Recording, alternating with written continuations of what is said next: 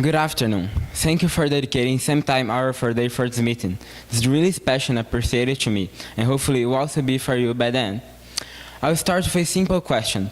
If I ask you to tell me about an excellent and model city, which one would you choose? I'm sure to not be São Paulo, and unfortunately, you all know it. However, our city does have potential to become a great city, and so the situation can't continue. We must make a change, and we must make the difference.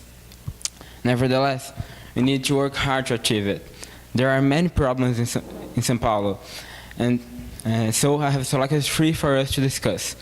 The long-lasting public healthcare system, the collapsing public transport, and the high numbers of violence that make us and the big lack of security that all the citizens are forced to face nowadays. First, I'm going to present to you my perspective on the poor and primary conditions of the public healthcare system. More specifically, I intend to discuss the extremely long periods of time needed in order to simply claim an essential human right, surviving, and surviving well. You may not be asking yourself, what is he talking about? He doesn't know what it means to depend on the public hospitals, as he doesn't use them. However, that's not true, because he gets some medicine from them, so I clearly understand the situation. To start, it's a fact extremely well known by the citizens of our city that being treated in a fast way is absolutely impossible.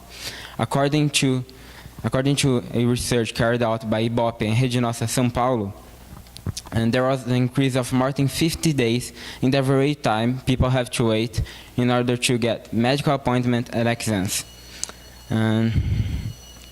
Moreover, we are also aware of the precarious conditions that people are frequently treated in the corridors of the hospitals, receiving a totally inappropriate and miserable service.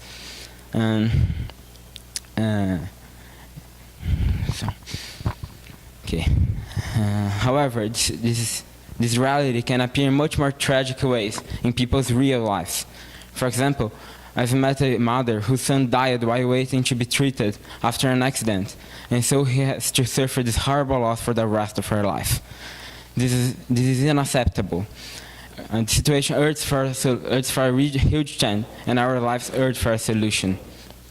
Having your support, I will meet this need by well planning and investing in a fantastic infrastructure for São Paulo's hospitals, in the training of better prepared doctors, and in an efficient distribution of resources, and by maintaining a regular supervision of the entire system. The failing public transport is another problem I want to analyze with you. And it's deeply present in our city. And one way or another, it affects each of us, including you, me, and any other person you know, either by fighting its terrible conditions or by fighting its terrible consequences, such as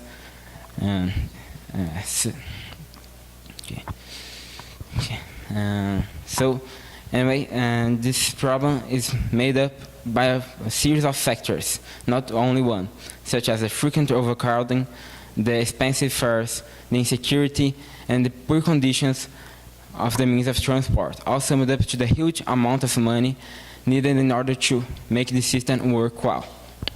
And recently, the situation got even worse, as there was an increase in the price of the fares, but with no beneficial attitude for the population. So this reality can unfortunately this reality can be reflected in bad.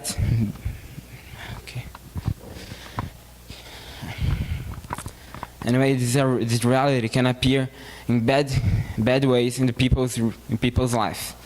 For example, according to a research also carried out by Ibope and Rede Nossa São Paulo, the evaluation of the public transport passed from 5.1 in 2015 to 3.8 in 2017. And moreover, 52% of the interviewed affirmed that stopped pressing leisure activities, which are part and parcel of a healthy life, mainly because of the high fares. And we can also see this in real cases, such as the woman who lost her job because she couldn't arrive to work on time, as there weren't available buses.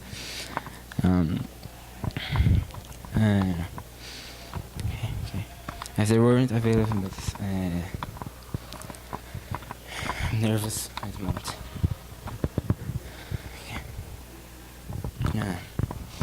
This is not fair. We can't accept it as normal because it isn't normal. And so we mustn't face it every day quietly. It's not an option. With your help, I'm going to improve the quality of this essential element of our city by modernizing the means of transport, establishing a fair price for the fares, and guaranteeing a strict and serious system. Finally, the last problem I want to analyze with you may be one of the worst: the high numbers of violence that make us all worried and disturbed. To start, no one is able to hide from crime in this incredibly violent city we all live in nowadays. Just as many of you, I also am part of the criminality statistics. One night, 2 men stopped my car and literally robbed all I had. Undoubtedly, I can say that São Paulo has become an inverted prison. The criminals are freely spread out, and we have to live fearing them. Anyway, this is not a new problem. It's an old issue that has been developing itself and threatening us for a long time. However, it's not uniform through the whole city, but concentrated in some neighborhoods, mainly peripheral ones, which means that the violence is focused on the poorest regions. And so we can realize it by analyzing the facts. For example, according to Folha de São Paulo, 962 people died because of violent intentional crimes in 2017. And according to the Department of Public Safety, summing up the numbers of robberies and obstructions in 2017, there were more than 347,000 of these crimes registered in 2017. And we are not even talking about the ones that were not registered. And among these and much more data, we can analyze the real cases, such as the woman who feels forced to hide her daughter and invents stories to calm her when a shooting starts next to her home. This is not living with dignity. This reality can't be ours. We can't get used to losing friends, family, and what we have worked hard to achieve or get.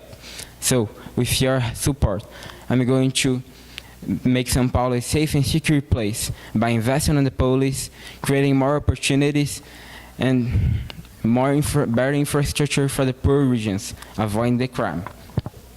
Hopefully, you have been appreciating this moment as much as I have.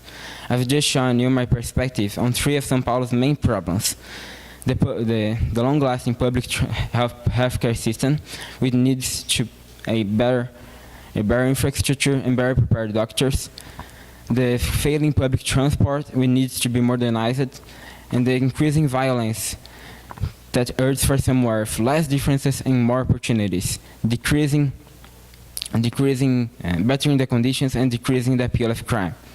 Finally, São Paulo is my home. I grew up here, and all of what I am was formed here.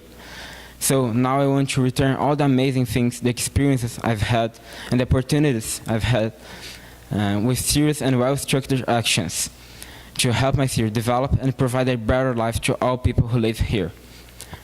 So, if you truly believe that São Paulo can be the answer to that question I asked you in the very beginning, and that one day we will be able to tell our children with pride about where we were born, vote for me, and this will come true.